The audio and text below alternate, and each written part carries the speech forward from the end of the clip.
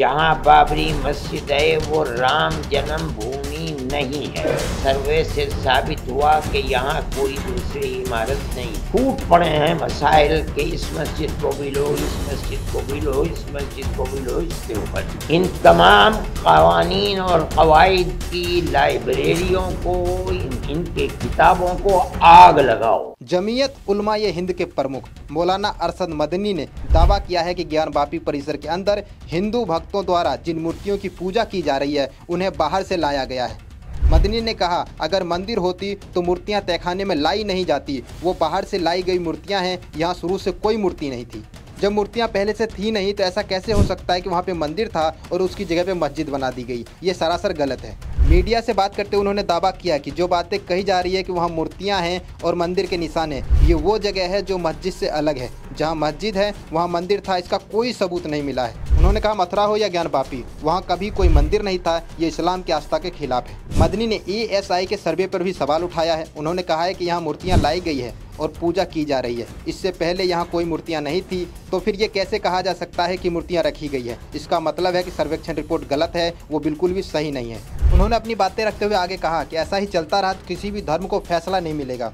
आप कानून क्यों पढ़ाते हैं? कानून की किताब को आग क्यों नहीं लगा देते हैं? मुल्क की आज़ादी के बाद इस तरह के मसाइल में घिरा हुआ है।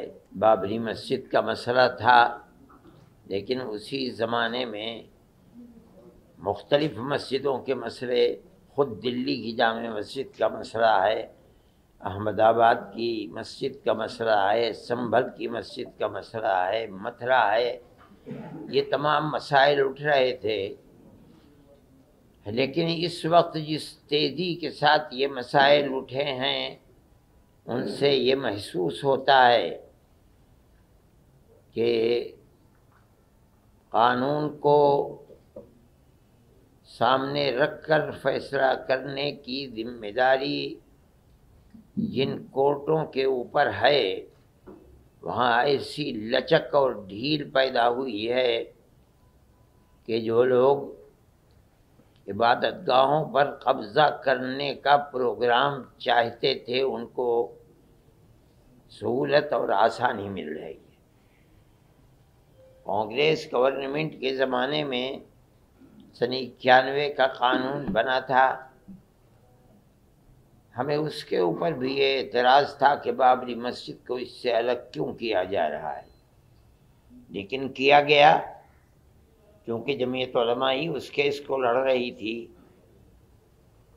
और हम पूरी क़ुव्वत के साथ जो बेहतर से बेहतर वकील थे उनको सामने लाकर हमने अपने दावे को पेश किया।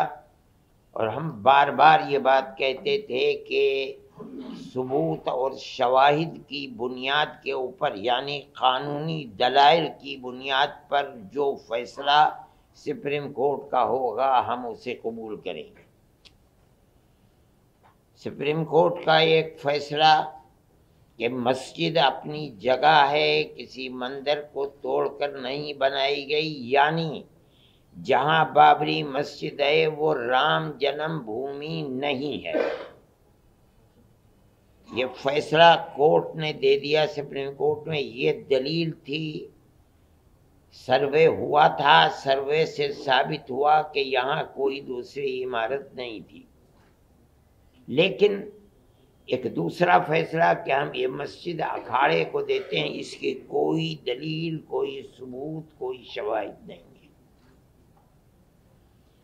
सुप्रीम कोर्ट के इस फैसले ने, आप खुद दुनिया को देखें, मुल्क को देखें, इस फैसले ने कि हम अकीदे की, अकीदत की बुनियाद पर इस मस्जिद को तोड़वा करके हम अखाड़े को देते हैं, इसने जो रास्ता दिखलाया है, उस रास्ते दिखलाने के बाद फूट पड़े हैं मसाइल के इस मस्जिद को भी लो, इस मस्जिद को भी लो, इस मस्जिद को भी लो, इसके ऊपर भी। इसका मतलब है कि कानून के रास्ते के ऊपर चलना जो कोर्ट का इम्तियाज था, सिर्फ बाबरी मस्जिद के फैसले ने एक रास्ता दिखलाया कि नहीं, ان تمام قوانین اور قواعد کی لائبریریوں کو، ان کے کتابوں کو آگ لگاؤ.